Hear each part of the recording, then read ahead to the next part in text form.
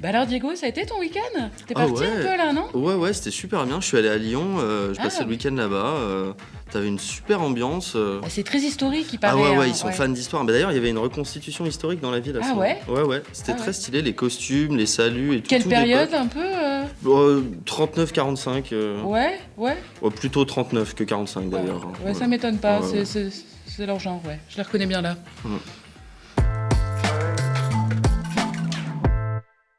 Bonjour et bienvenue dans le récap. Nous sommes le lundi 23 février et surprise, Lyon a encore servi de décor aux nostalgiques les plus rances du pays.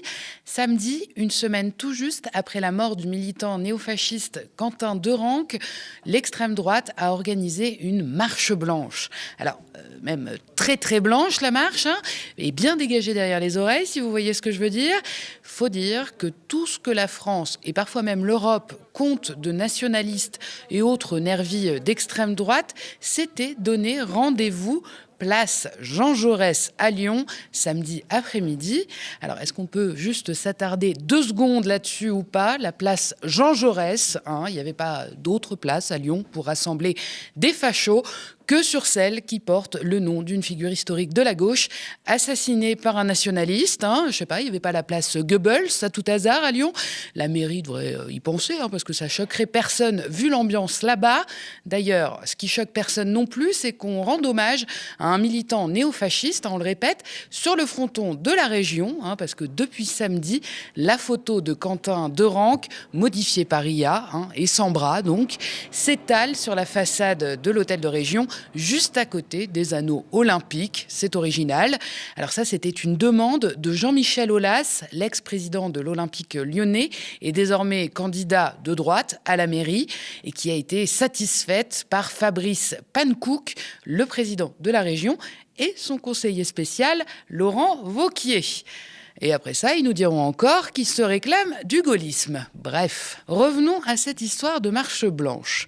3200 personnes ont participé et tout s'est très bien passé. Vraiment, je le répète encore, tout s'est très bien passé. C'est ce qu'il faut retenir, c'est le mot d'ordre presque. En tout cas, c'est ce qui a été martelé en boucle sur les plateaux télé. La marche pour Quentin Derenque s'est bien passée, on l'a vu sur ces images. J'observe que cette marche s'est déroulée dans la dignité, qu'aucune vitrine n'a été cassée, qu'aucune voiture n'a brûlé, qu'il n'y a eu aucune violence ni interpellation. Il n'y a pas eu de dérapage colossaux. Vous avez vu un seul policier agressé ?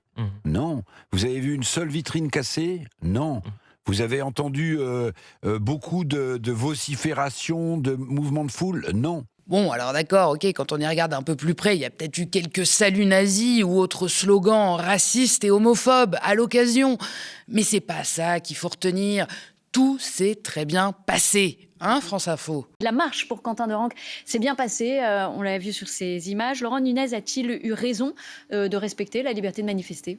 Alors je crois que ça s'est pas bien passé quand on a des néo-nazis qui défilent, qui insultent, qui chantent des chants homophobes dans les rues de Lyon, que des manifestations culturelles, artistiques ont été annulées parce qu'il y a eu une bande de néo-nazis qui voulaient en découdre avec la République. Ça ne s'est pas bien passé, non. Malgré tout, ça s'est déroulé dans le calme. Il y avait aussi des familles, des enfants, beaucoup de femmes qui ont défilé dans le calme. Et il y a eu quelques signalements qui ont été faits par la préfète. C'était pas une marche blanche, c'était une manifestation politique avec des saluts nazis. Et là, la préfecture nous dit qu'elle souhaite investiguer, en tout cas saisir le procureur pour qu'il puisse y avoir des condamnations éventuellement. Vous auriez souhaité que cette manifestation soit interdite ? Mais c'était pas une manifestation en hommage à un décès, à un mort que je déplore. Non, mais elle aurait été interdite. Vous n'auriez pas dit au contraire, on n'a pas le droit de manifester dans ce pays ? Ça fait plusieurs fois que dans les rues de Lyon, dans les rues de Paris, on a des saluts nazis.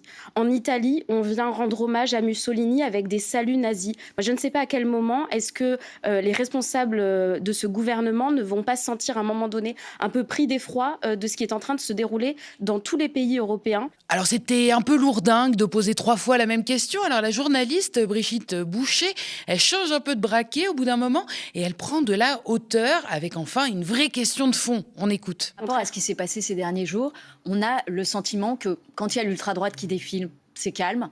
Quand il y a l'ultra-gauche, il y a à la fin un mort. Et ce ne sont pas racisées ou les personnes outrances musulmanes. de la France insoumise qui font justement, qui banalisent l'extrême droite. Vous le voyez, Mais vous, attends, à l'Assemblée nationale, par exemple, les Mais plus ce bruyants que je veux- sont sur les rangs de la France insoumise. Bon, bah, après tout, c'est vrai, on dira ce qu'on veut, mais quand même, ils savent se tenir, les nostalgiques du Troisième Reich. Ça défile bien en ligne, ça fait claquer les bottes, il n'y a pas un cheveu qui dépasse. Bon, bah souvent, c'est parce qu'il y en a plus et qu'ils les rasent. Mais surtout, on les voit jamais casser des vitrines, seulement des gueules d'arabe.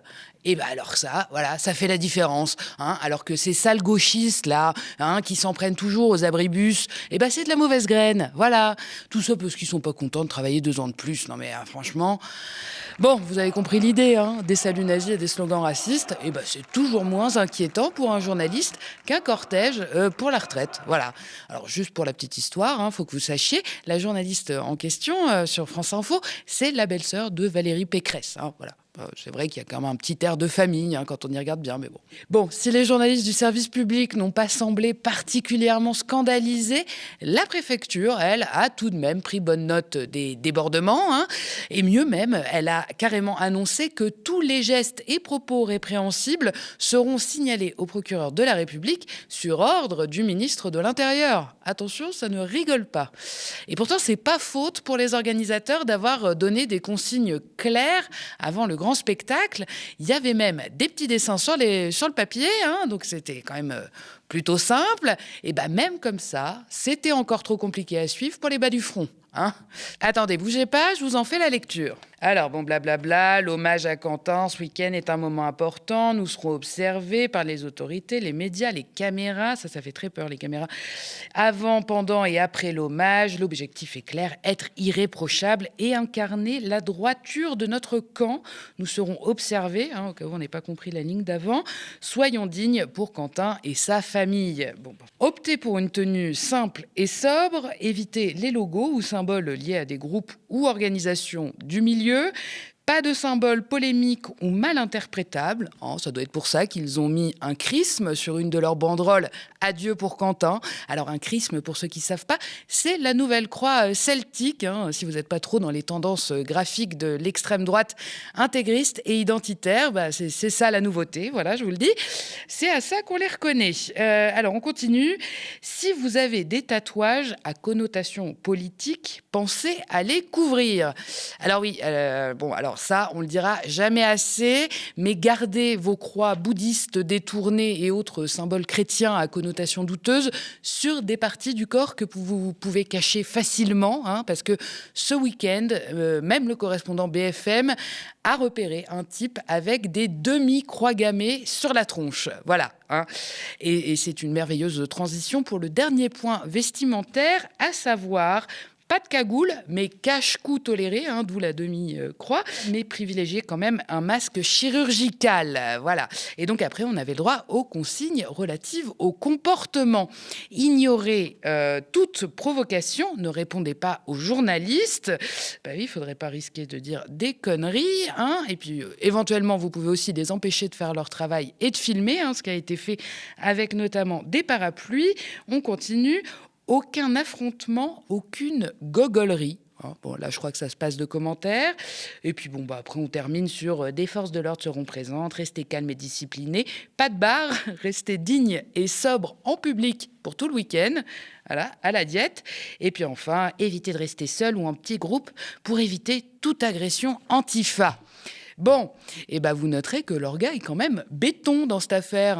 On sent que, on est face à des habitués. Et pour cause, l'organisatrice officielle n'est autre que Aliette Espieux, une militante anti-avortement bien connue à Lyon. Elle est même la porte-parole de la Marche pour la vie, un mouvement catholique intégriste. Elle a aussi figuré sur une liste Rassemblement national lors des municipales de 2020. Ça, c'est ce que précise Street Press.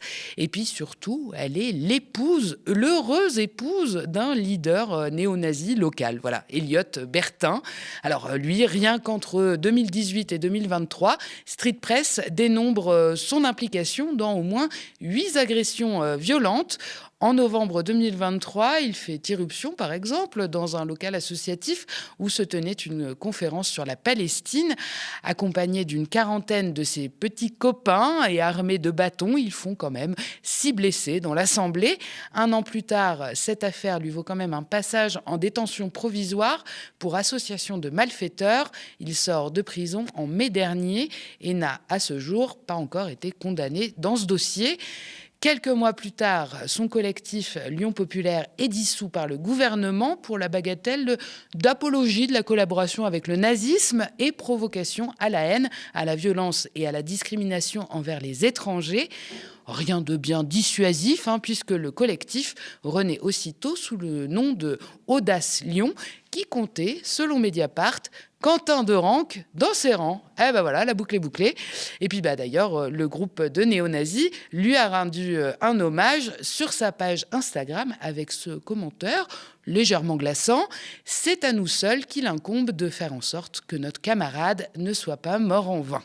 Et vous serez, à la lumière de ces éléments que je viens de vous énoncer, très surpris d'apprendre qu'Aliette Espieux, donc l'organisatrice de la Marche Blanche, conteste tout salut nazi dans les rangs de son défilé samedi à Lyon. Les personnes ont parfois les 2 mains en l'air, mais il n'y a absolument pas de salut nazi qui ont été effectués.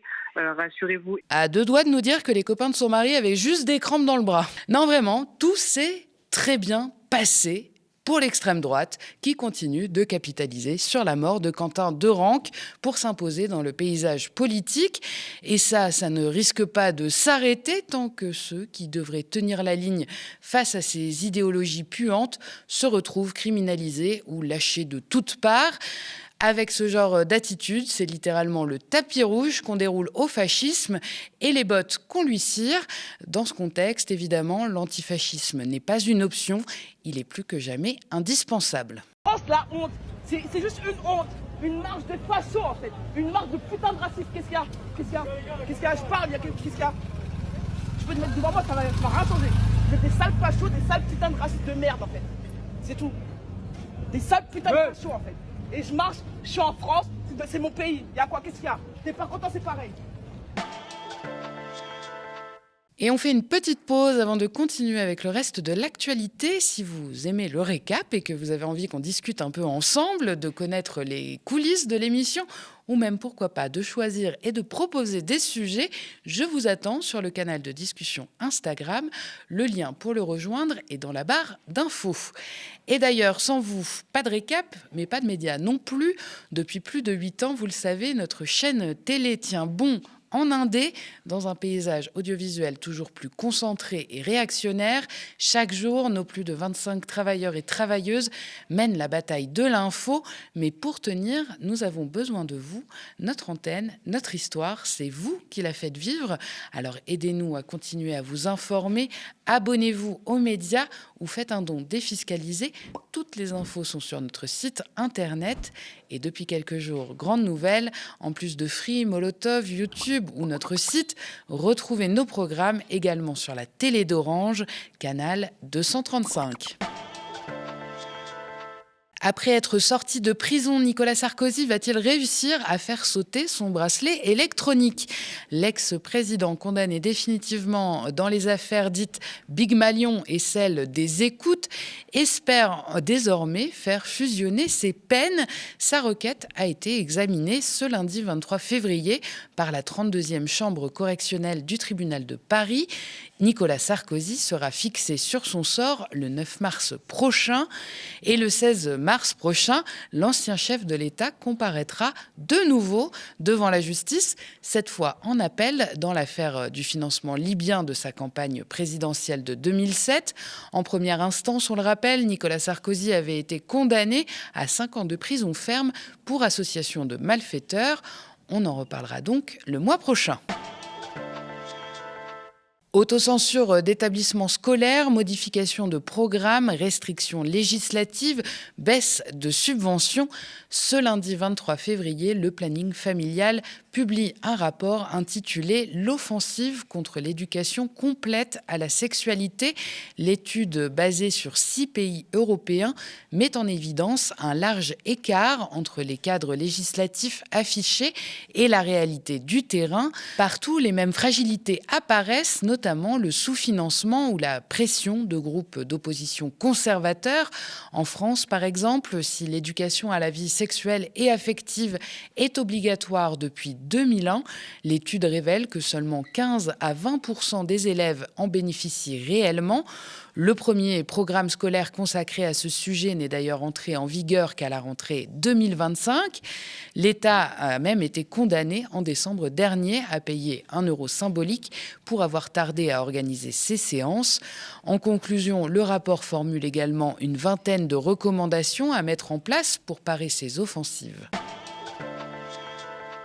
Ce matin, le militant Richie Thibault, porte-parole du collectif politique d'écologie PEPS, était convoqué à la direction de la police judiciaire. 7 infractions lui sont reprochées, liées à ses prises de parole publiques récentes. Le collectif et son cofondateur dénoncent un acharnement policier et judiciaire avec cette convocation qui s'ajoute à une liste de procédures en cours à l'égard du militant. Notre journaliste Lisa Noyal était sur place ce matin au rassemblement de soutien organisé à Paris. Elle a tendu son micro à Richie Thibault. On l'écoute. Tout à fait, honnêtement, je ne suis plus en capacité de dire combien de fois j'ai été convoqué, tellement ça a été, je l'ai été à de nombreuses reprises. Il y a aussi une série de gardes à vue, je crois que j'ai fait près de 10 gardes à vue. Et plusieurs auditions, y compris convocation ici au 36 rue du Bastion, donc à la direction régionale de la police judiciaire. Et ce que je ne comprends pas, c'est que j'ai été entendu pour tous les signalements qui ont été rendus publics de la préfecture de police de Paris et du ministère de l'Intérieur. J'ai déjà été entendu à ce sujet, notamment concernant les affaires sur les brigades d'autodéfense populaire, auxquelles j'avais appelé il y a maintenant quelques mois. Ça avait fait grand scandale et aujourd'hui, je me réjouis de voir que c'est repris par un certain nombre de personnes qui, à l'époque, me tapaient sur les doigts. Et donc, j'ai été convoqué et entendu à de nombreuses reprises ici, notamment pour l'affaire Les Enfants de Pétain aussi. Et donc, en réalité, vraisemblablement, je ne peux pas être entendu sur les mêmes affaires, sur les mêmes signalements. Et donc, ce que je suppose, avec mes conseils, mes avocats, c'est qu'en réalité, il y a eu des signalements des autorités qui n'ont pas été rendus publics dans la presse sur d'autres discours, parce qu'à chaque fois que je prends la parole, il y a les sous-fifres de la préfecture de police de Paris, comme on les appelle, les renseignements territoriaux, qui prennent des petits morceaux de papier et qui écrivent ce que je dis en déformant les phrases. L'autre jour, il ne vous a pas échappé pour certains que j'ai été arrêté manu militari dans un bar, alors que je me trouvais avec un ami, avec une compagnie entière d'intervention qui est venue procéder à mon interpellation dans un établissement, une brasserie, et on est venu me chercher 1 heure après ma prise de parole dans une manifestation alors que j'étais en dehors de cette dernière, et on m'a interpellé pour appel à la rébellion, incitation à la rébellion, que le parquet a ensuite requalifié en incitation à la rébellion armée. Et donc tout ça pour avoir prononcé un discours antiraciste et décolonial. Et ce qui est quand même assez hallucinant, c'est que la procureure a décidé de me coller un procès donc le 28 juillet si je ne m'abuse, pour incitation à la rébellion armée. Son avocat, maître Alexis Baudelin, qualifie de lunaire la liste des 7 infractions reprochées à son client. Une énième convocation, encore une fois, pour des mots, pour des discours qui auraient été prononcés par Richie. On pourrait s'y habituer en fait, mais non, au contraire, c'est quelque chose dont on doit s'indigner et même s'inquiéter.